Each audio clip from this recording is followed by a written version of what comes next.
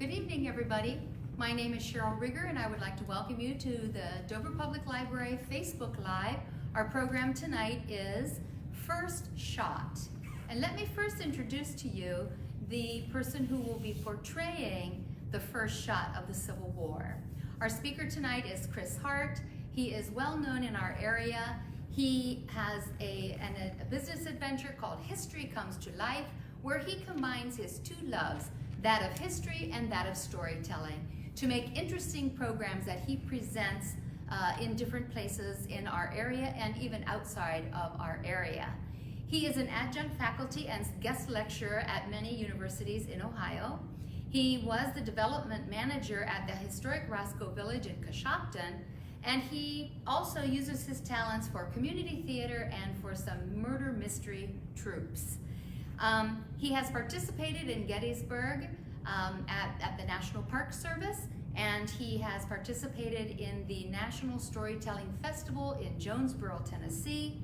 And actually, recently he was given the Zeisberger Heckelwelder Award for people who make important contributions to local history. And we know him because here at the library, he's presented several programs for us, and always we learn a lot, and it's a very enjoyable time, and that's what we're expecting tonight with the presentation of First Shot. So tonight, what you're going to expect is the New York City policeman named Peter Hart is doing a eulogy of his friend Robert Anderson, with whom he served at Fort Sumter. If you recall, Fort Sumter was the place of the first battle of the American Civil War.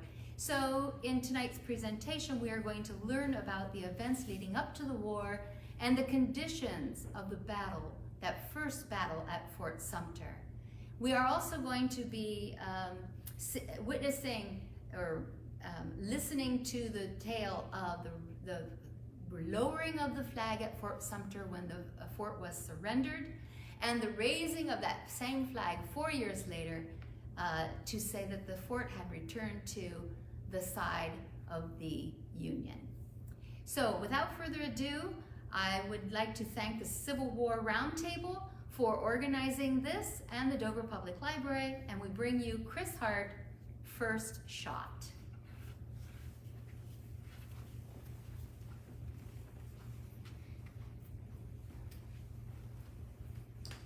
Thank you, Reverend Porter, for that a wonderful opening prayer on this funeral today.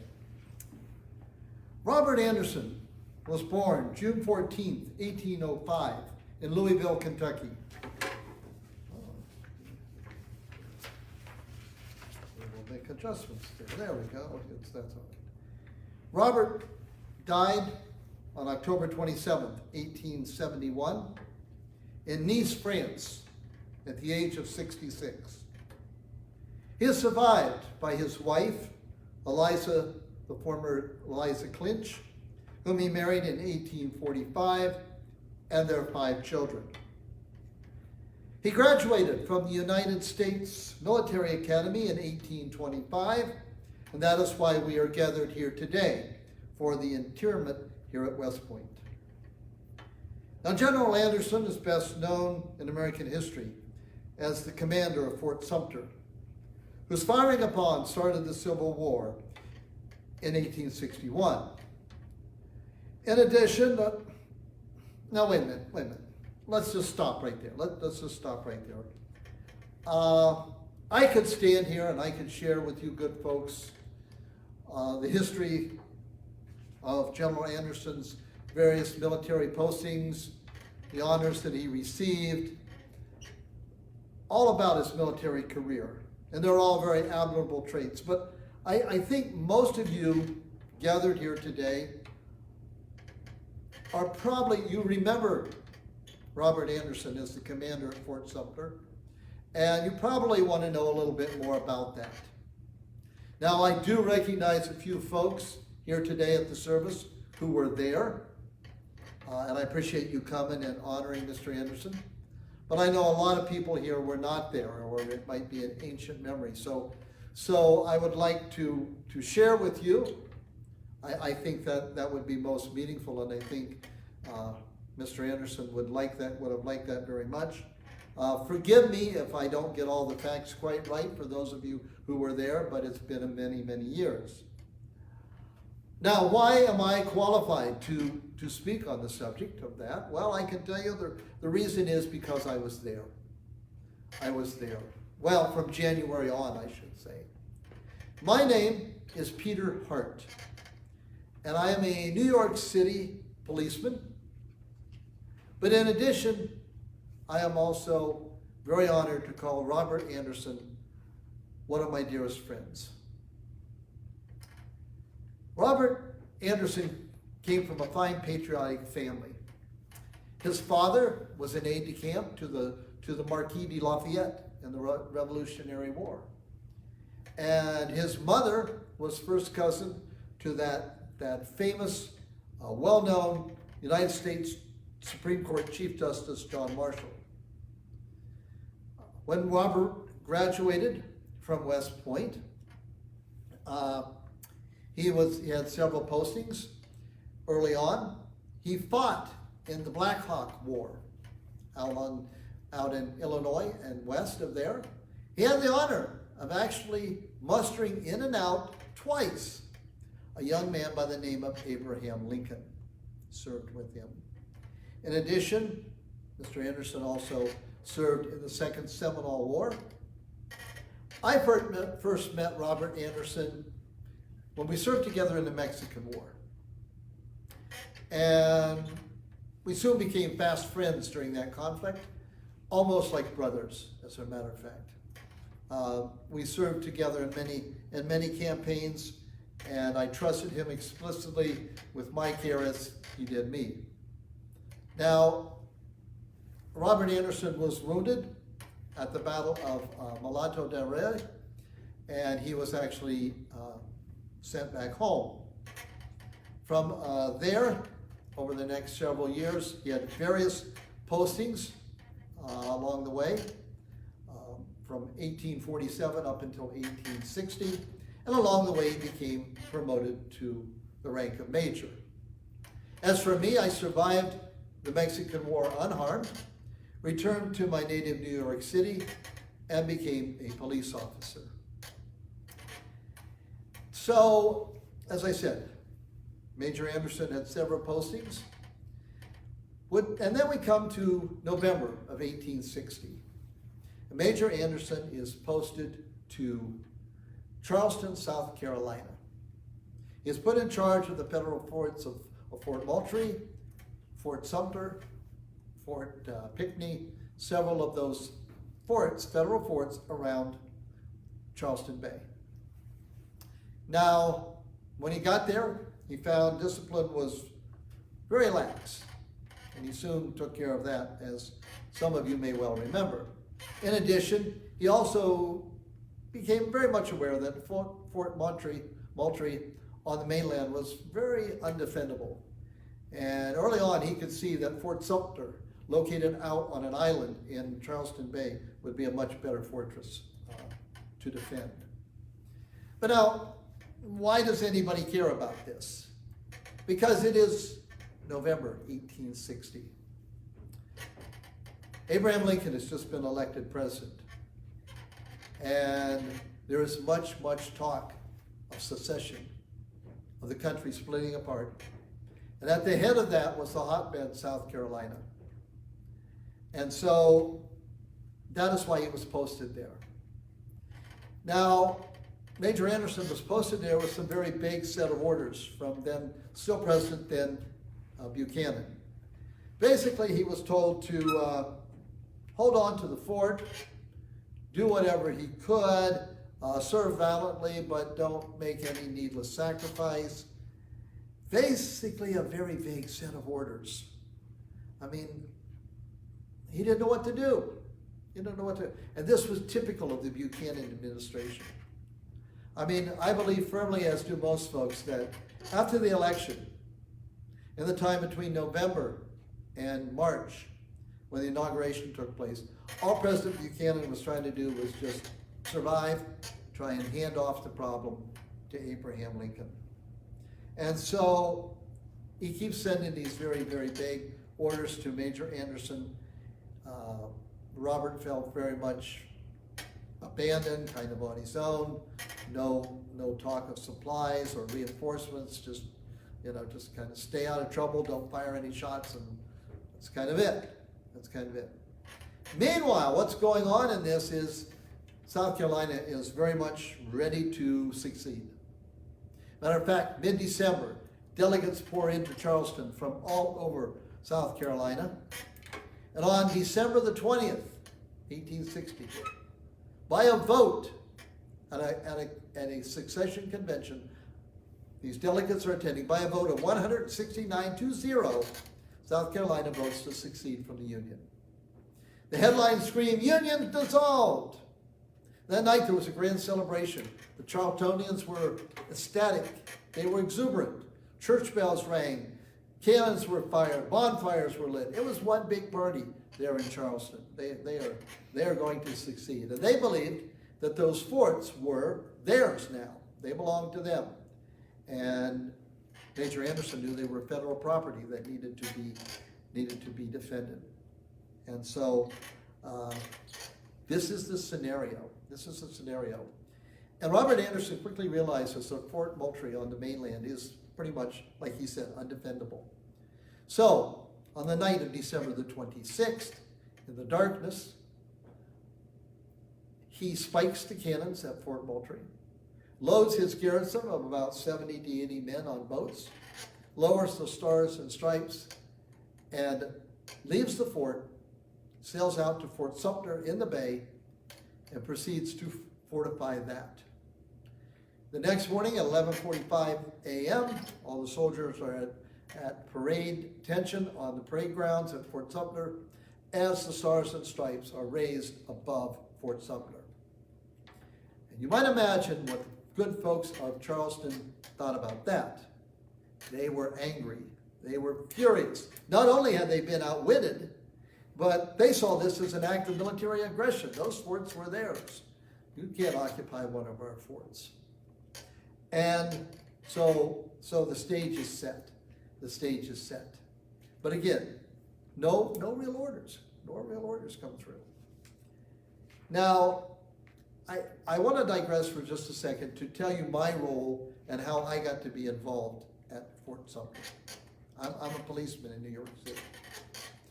On Christmas Day, Robert Anderson writes a letter to his wife Eliza, who is back in New York City. Basically, he tells her, first of all, he's very sorry that he couldn't send her any Christmas presents. After the vote to succeed on December 20th, none of the garrison went into Charleston anymore. They were afraid to, so he couldn't do any Christmas shopping. But he also tells his wife that he's about to do something that will help to relieve the anxiety that she will be having on his account. And that was, he couldn't say it, but he was getting ready to go out to Fort Sumter. But, and by the way, Robert Anderson was devoted to his wife Eliza, their whole marriage. And I know you miss him, Eliza. But, totally devoted to her. Well, it did not relieve her anxiety at all. Matter of fact, it put her into action.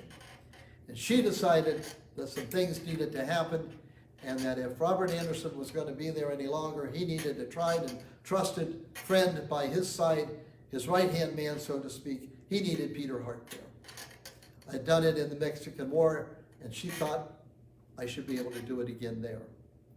Now, all she knew was that I was a policeman in New York City. And so she was determined. She got out the city directories of New York City, which are pretty big, tracked down the Harts and found Peter Hart and reached out to us and invited myself and my lovely wife, Maggie, to her house. And so Maggie and I went, my lovely Irish bride that she is, and we sat there and she told us about what happened. And she said, I am planning to go to see Robert. And she looked me straight in the eye and she says, Peter, I want you to go with me. I took one quick glance at Maggie and I said, I will go. Then Mrs. Anderson said, but I want you, Hart, to stay. with Robert. I want you to stay. Again, I said, Madam, I will go. And then she turned to my lovely wife, Maggie, and she said, Mrs. Hart, what say you in all this? My lovely wife in her Irish brogue said,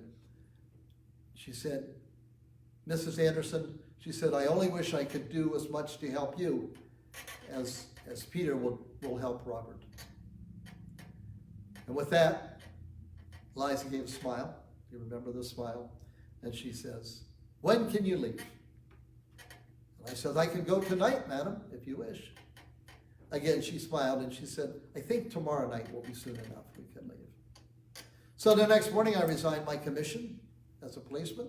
And despite objections from her doctors, she had been an invalid most of her life.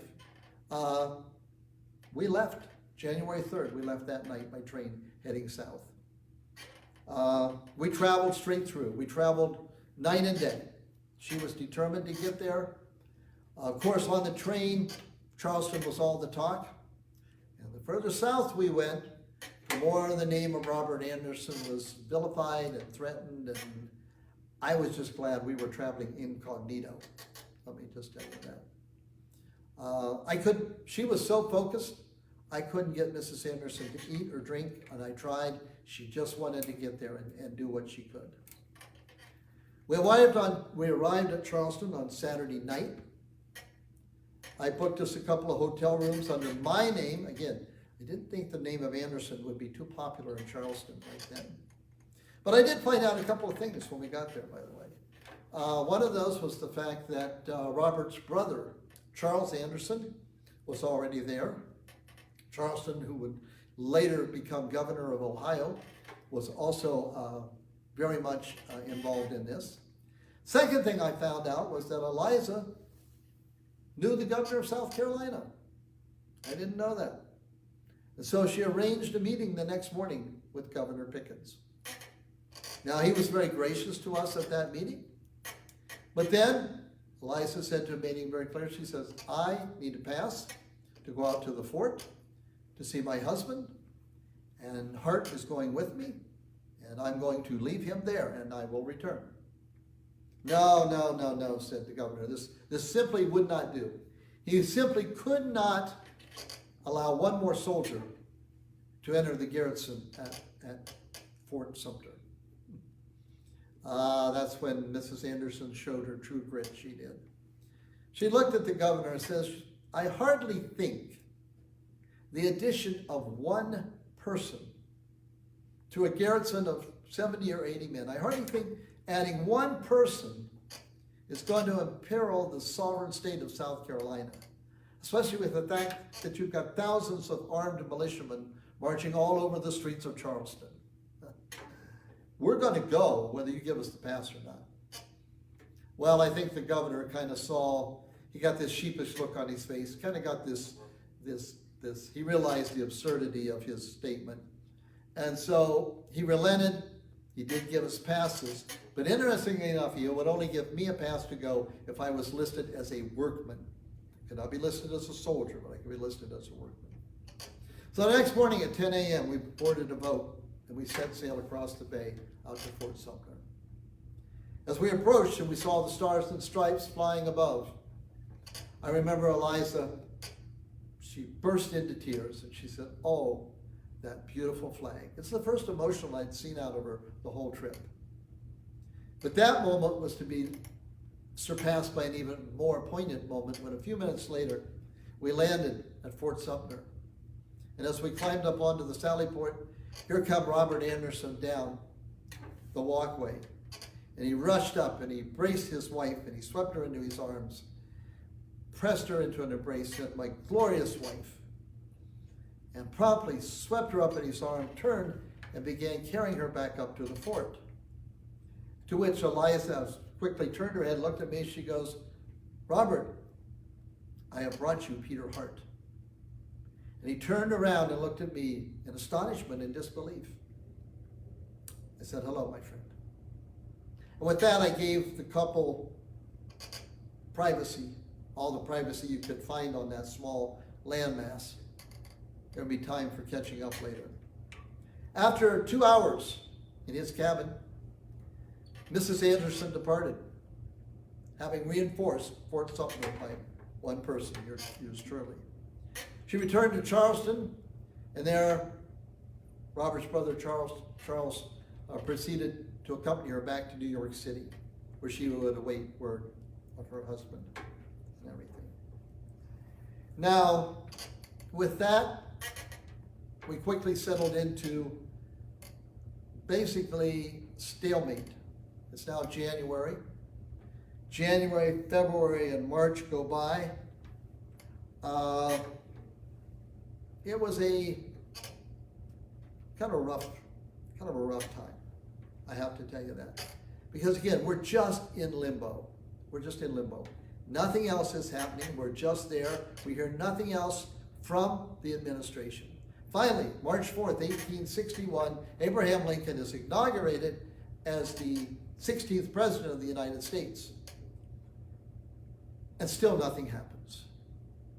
We receive very vague orders from the new president. Basically, again, it's defend the fort, but don't fire the first shot.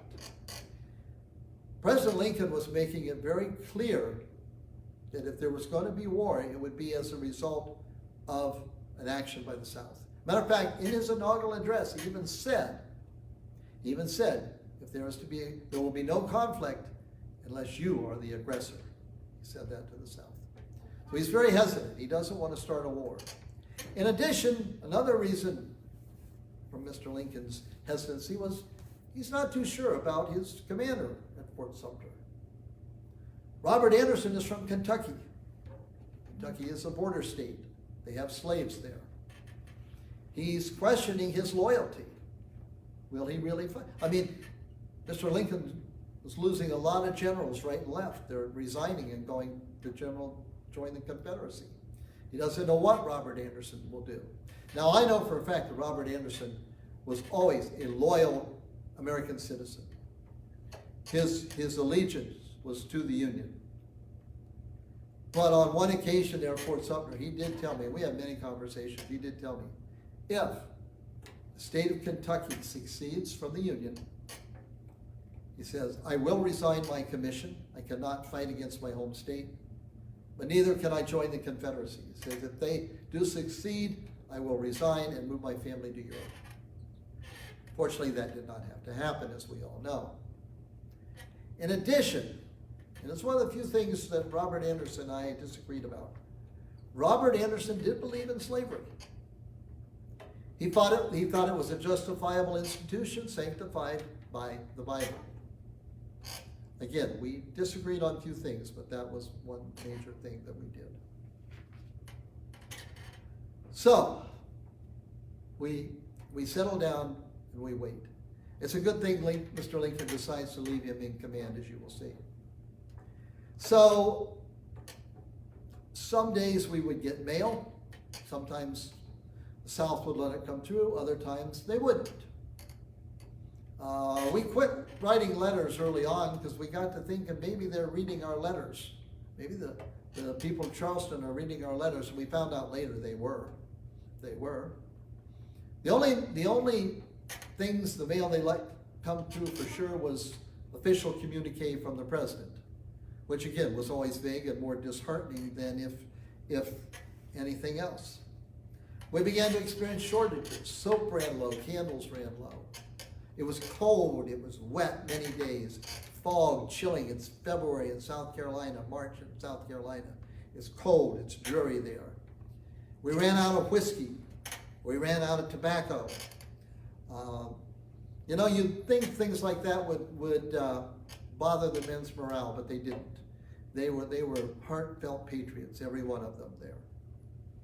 Another thing, a couple of areas we had severe shortages. Ammunition. We didn't have that much gunpowder and shot. And food. Food was getting scarcer and scarcer.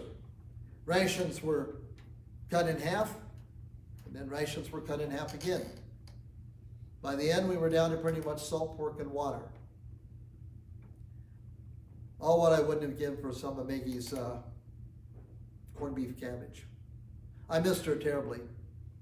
was our first Valentine's Day. Came and went, no one to kiss. And that was the first one we've been apart. Many a night I would stand out on the parapet of Fort Sumter and look up to the full moon and hope that she was looking at that moon as well. Now, it turned out that that food shortage may have been, well, it was the opening President Lincoln was looking for. Because when we kept telling him how short of food we were, and that's when he issued a new set of orders early in April. The orders came through to the effect that he would be reinforcing Fort Sumter with food and supplies only. A ship would arrive by April 15th with food and supplies. No additional troops, just food and supplies. If we could hang on to then, fine. If not, we were to surrender the fort. Now, again, that's very disheartening. I mean, we've been there for months. We felt like we were just being kind of thrown to the wind. We were being ignored. We had no support from the administration. We felt like maybe prisoners on a prison, island prison, or even worse, we felt like pawns in this eternal struggle to try and either start or end this war. It was like, we were the bait, so to speak. We were the bait. Because on that same day that he issued those orders to us, he also sent a communique to Governor Pickens of South Carolina, informing him that there would be a federal ship coming with only food and supplies, no troops. But that's when the South, they kind of realized that if we had food and supplies, we might never leave that fort. And that they wanted desperately. They felt that fort had to be theirs. And so on April 10th, the South issued orders to General Beauregard, Pierre Beauregard, P.T. Beauregard, who was in command of Fort Moultrie. He had taken it over after we left and refurbished it. And his orders were either to have us surrender or reduce Fort Sumter to rubble. And so the next morning, April 11th, a rowboat appears under a white flag across the bay. There's a commission of Southerners, and they're asking us basically, when are we going to surrender? Well, Major Anderson informs them that he is honor bound to his country, to his orders. His orders are to remain in place until April 15th at noon, because that's when supplies will be here by then. He says, if something to the effect that if that doesn't suit you, then you can reduce the fort to rubble. Or we may be starved out by then. Now there was another thing I didn't agree about with Major Anderson, telling him how dire our straits were with the food and everything. But that would kind of come back to haunt us as well. So the boat left. It returns that night, a little after midnight, so it's now April 12th. Again, white flag. Again, they come back and they say, when are you going to surrender? We know you don't have any food, this and that. When are you going to surrender? Again, after a long reply, conditions, I have to honor my orders. I cannot leave until this date. We will struggle on. I will not fire, on and on. We told them our orders, and they said, basically, that's not good enough. At that point, early in the morning on April 12th, 1861, they inform us that in 1 hour, we will be fired upon. And the boat leaves.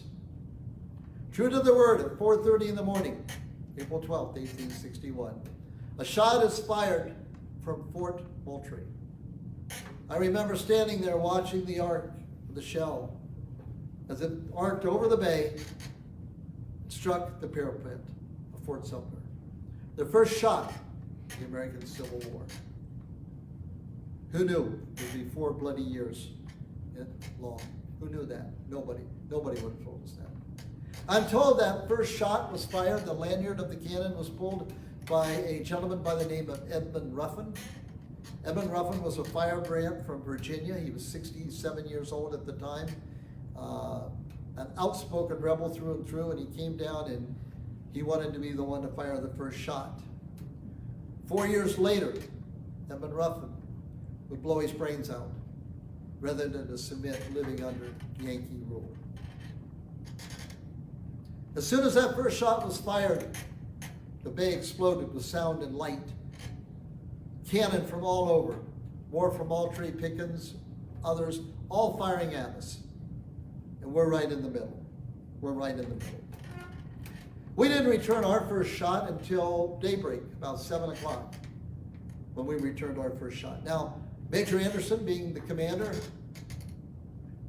did have the honor of pulling the lanyard for the first shot, but he didn't do that. He gave that honor to Captain Abner Doubleday, and he fired the first shot in retaliation. And we felt so alive and so wonderful. Finally, at least finally, there was action. I should tell you, we watched that first shot as it flew across the bay and it struck Fort Moultrie and did absolutely no damage whatsoever. Matter of fact, it bounced off the walls and rolled away like one of Doubleday's baseballs. But still, we were in action. And so the battle progressed throughout the morning.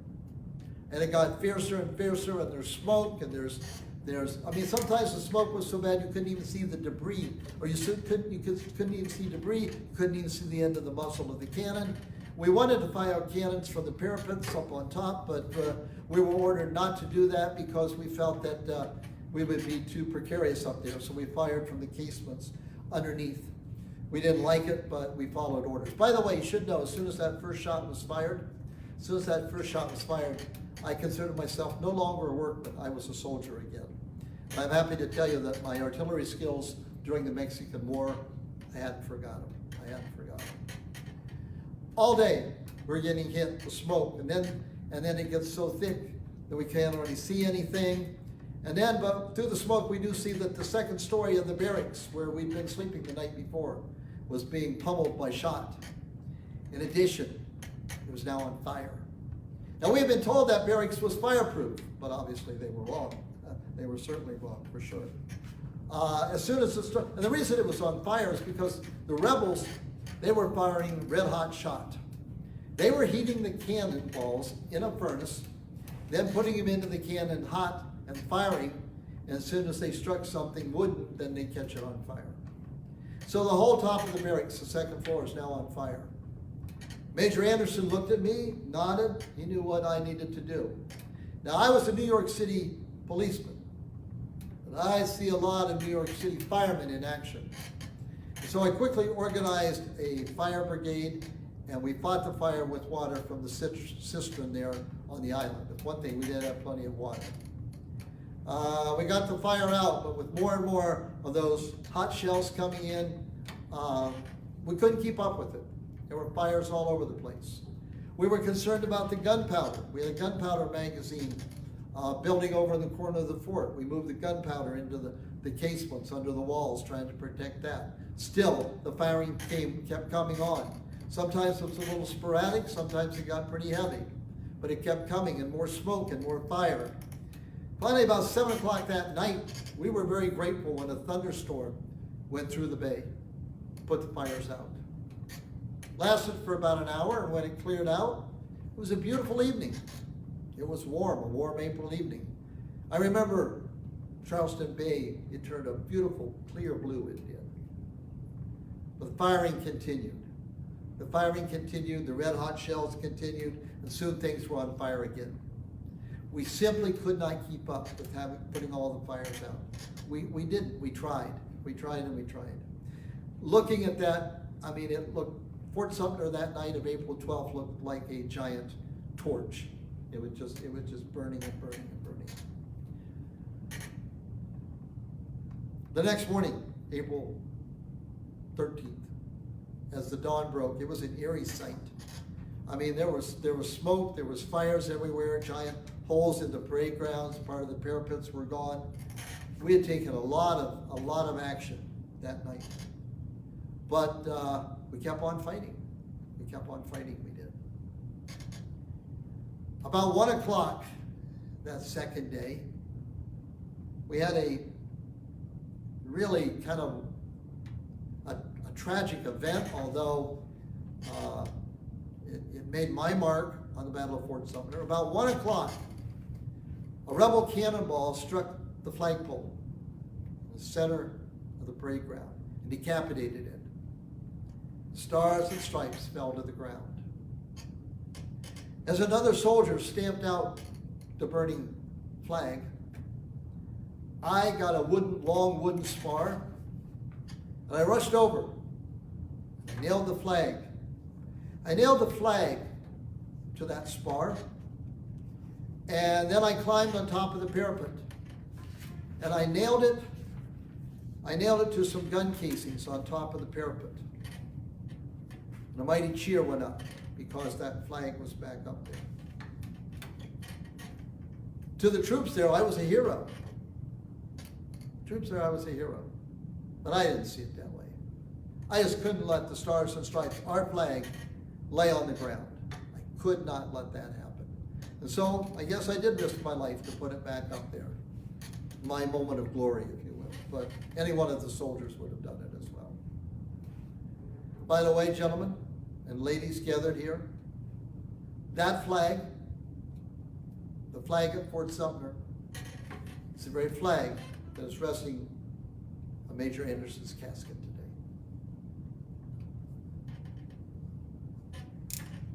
Well, about an hour later, after more firing, another rowboat appears in the bay with a white flag.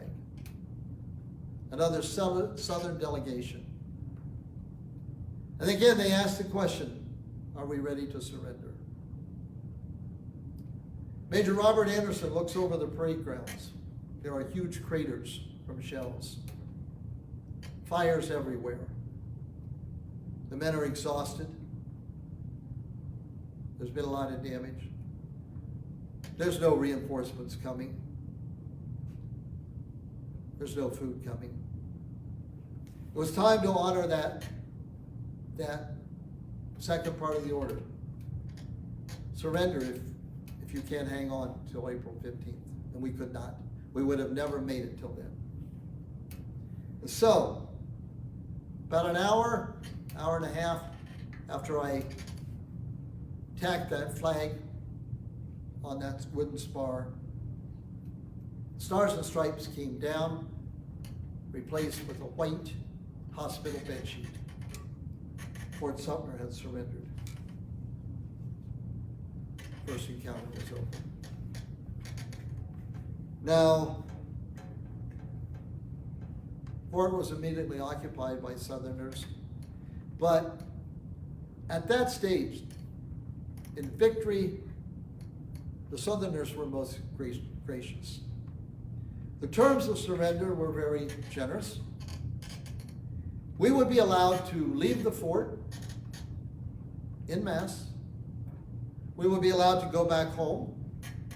There was no talk of prisons or paroles. Each man could take his personal property and his sidearms. In addition, we would be given a chance to salute our flag in surrender.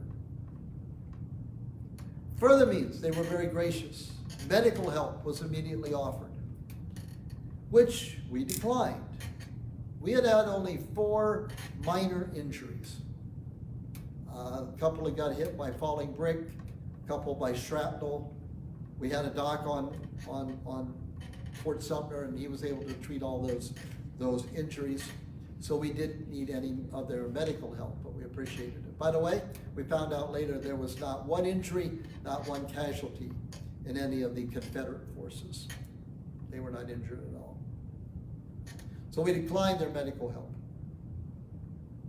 Another thing the victors did, whiskey was offered. As many gentlemen here will attest, that was not declined. That was not declined. And so, the next morning, April 14th, at 2 o'clock, I guess it'll be actually afternoon, not morning by the time we got started.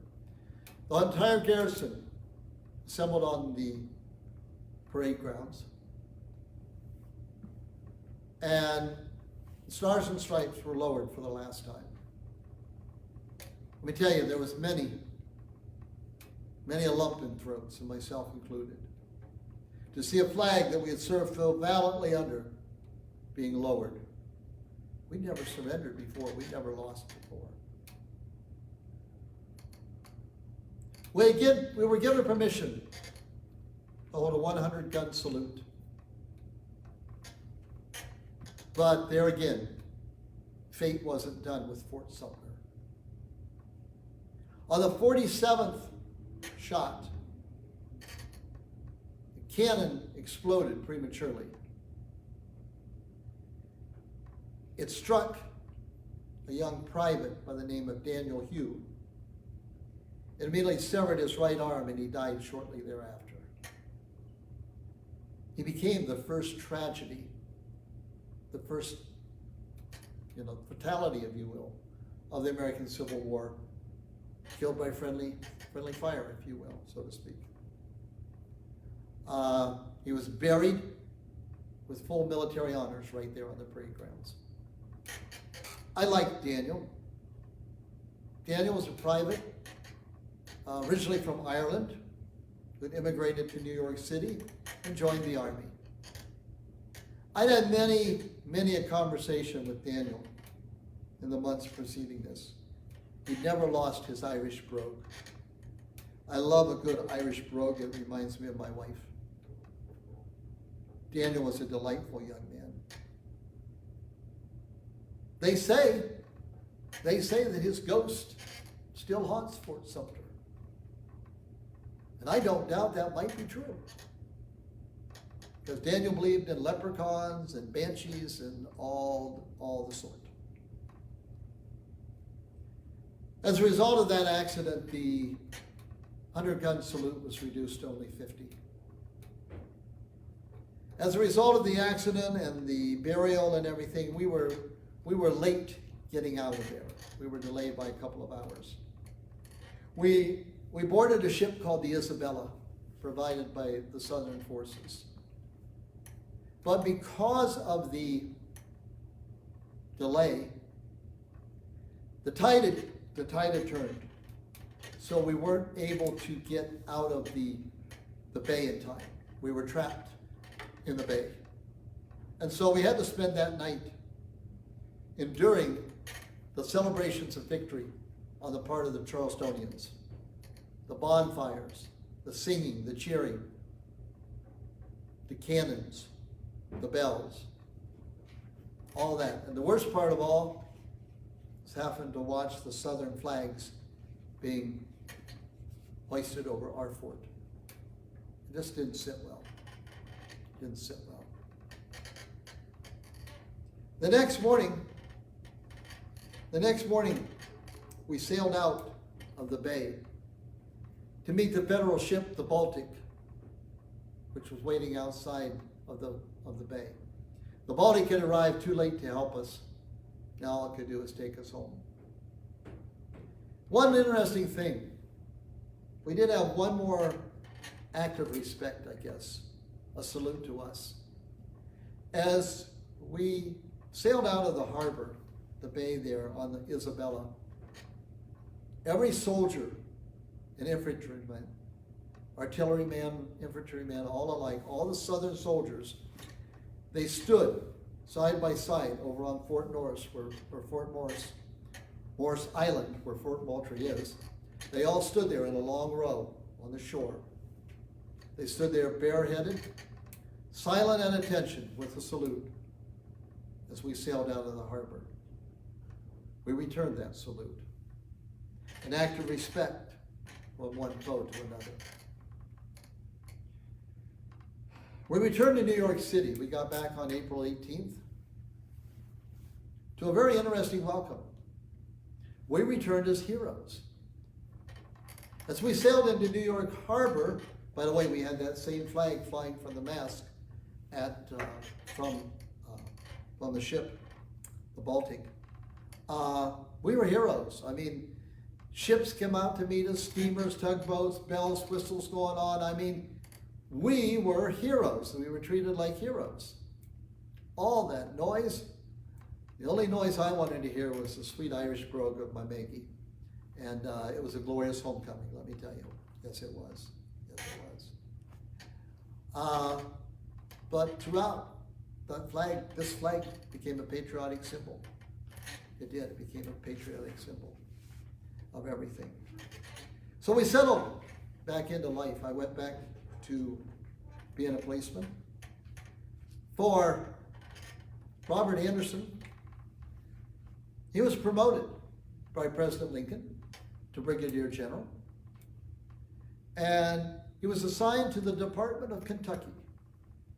Apparently the president thought that if he returned a war hero to his home state, that maybe that hero could prevent that state from leaving the Union. It must have worked. They never left. Later on, General Anderson was posted in Rhode Island. During these next couple of years, up until 1863, Robert Anderson's main job was to go on goodwill tours with the Fort Sumter flag. He traveled to a lot of different cities, and I accompanied him a couple of times. But the procedure was this: he'd make a little speech, and there'd be a big rally, and then the Fort Sumter flag would be auctioned off to raise funds for the war effort. And it would go to the highest bidder, and then the highest bidder would donate it back to the country, and they would move on to the next city for a repeat.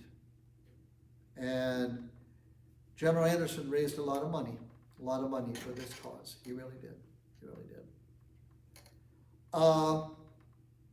Robert Anderson,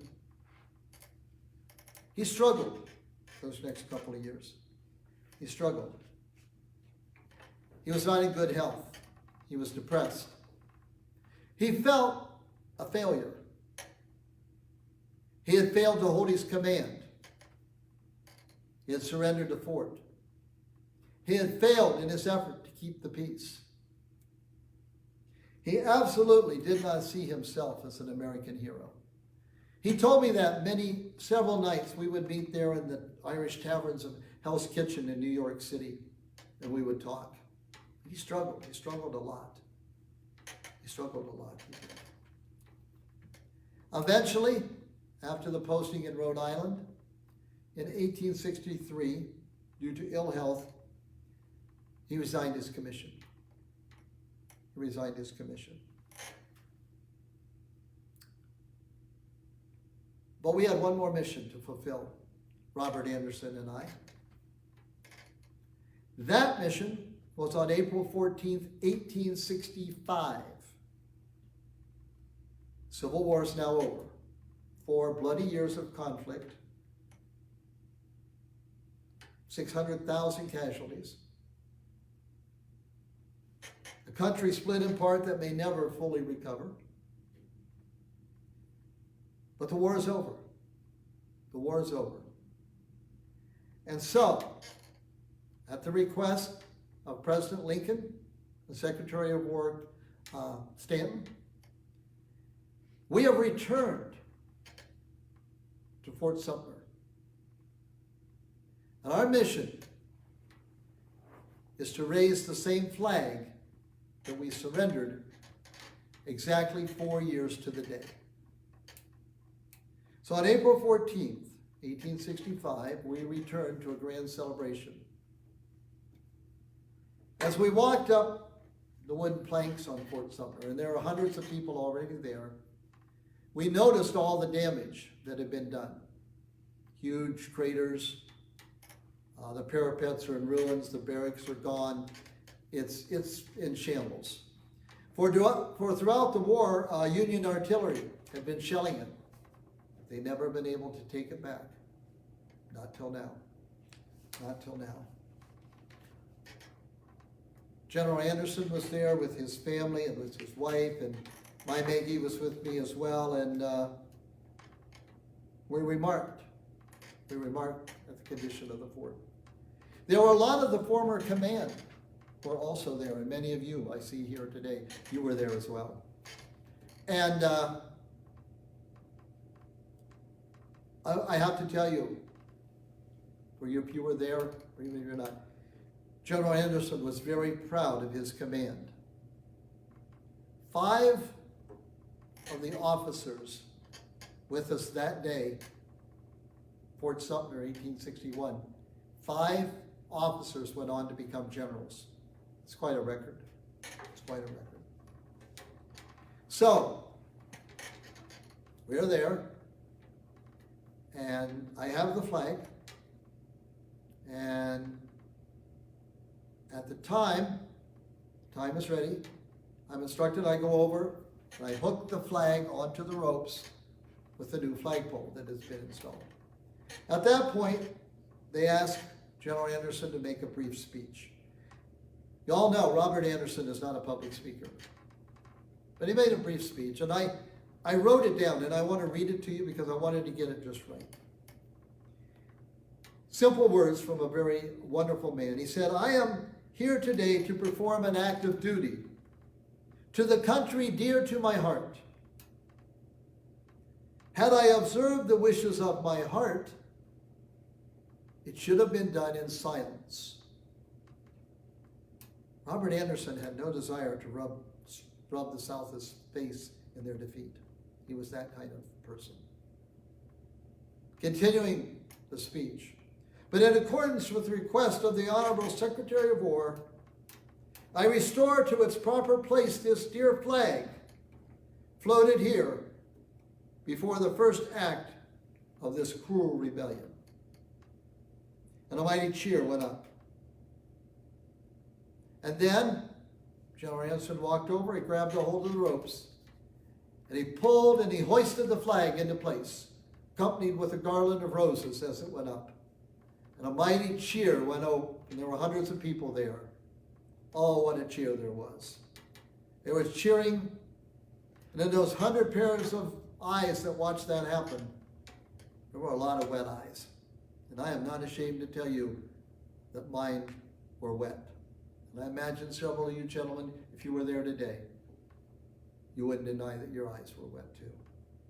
It was a glorious moment. It really was. 4 years and it was over. We did give a 100-gun salute that day.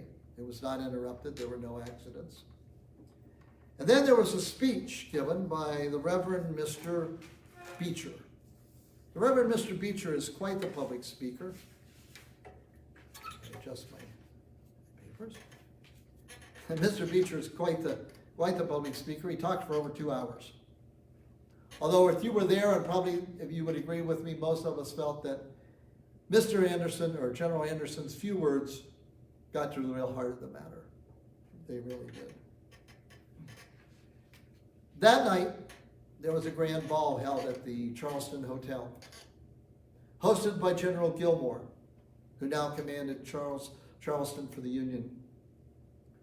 Again, it was a grand evening of celebration, and they asked General Anderson to give a toast.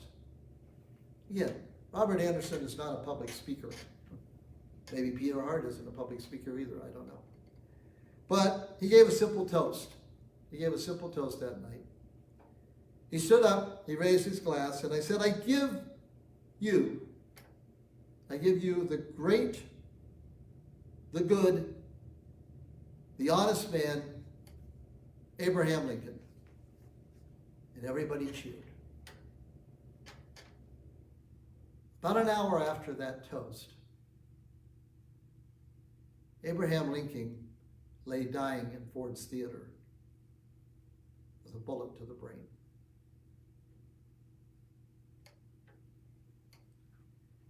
Now, we returned to New York City, and we resumed our life. I continued on as a policeman. I would run into General Anderson on occasion, just walking around, often with his young son. They'd be walking down Broadway, and we'd visit for a little bit, but his health was deteriorating. And so, finally, earlier this year, Robert Anderson sailed to Nice, France, where he hoped there might be treatment for his lingering illness. Unfortunately, the treatments didn't work, and that's where he passed away on October 27th of this year. As I close, I am honored to say that Robert Anderson was my best friend. We came from different backgrounds, but we learned the implicit trust of being soldiers together. He was always there for me, and I hoped I was there for him in some regard at Fort Sumter. He did not consider himself to be a hero, but I do. A man, a soldier who did the best he could with an unwinnable situation and came out of it with true dignity. He took care of that flag. When the service is over, the flag goes with me. I'd like to hold on to it for a while, and then I'll return it to the government. But now, for all those assembled, would you join me in just a moment of silence for this great American hero?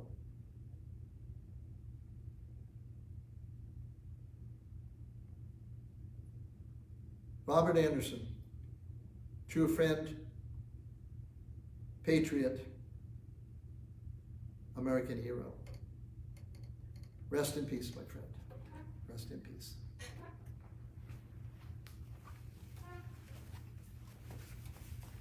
Thank you, Chris, so very much. What an informative and effective way to learn about history and to hear it in the words of the people who made history in those times. I also want to thank Chris because these kinds of performances take a lot of practice and take a lot of research to write the script and to learn the script and to put in there the facts that happened during the Civil War for these characters that he's portraying. So I really want to thank you, Chris. Thank you. Thank you for having me again, and it's always a pleasure. This was a new one. I wrote this during COVID, so this was the first time I've ever done this one, so you never know sometimes how it's going to go, but I was pleased. But I have to tell you that Peter Hart, real person, I'm doing the research on this. Originally the idea came, well, I'll be Robert Anderson. You know, I could talk about all this and that. And then when I got into the research, and oh my gosh, here's his best friend, Peter Hart, and well, maybe he's a distant relative, I don't know, but so I had to do it from Peter Hart's point of view. I want to thank the Round Table and the library for having me, and hopefully we're going to look forward to the fall, and next time we're going to meet in person, for sure. Yes, for sure. that will be Thank great. you. Chris assures me that he's already working on some new material, and so that is what we are talking about is in the months to come, we may not have to be on Facebook Live, but we might be in person, and that would be a wonderful return to the kinds of performances that we like to witness in person. So thanks everybody for coming, and thanks again to Chris Hart. Thanks to the Civil War Roundtable for suggesting that we have a program, and we are happy to present these programs to the public at the Dover Public Library. Thank you so much. Good evening.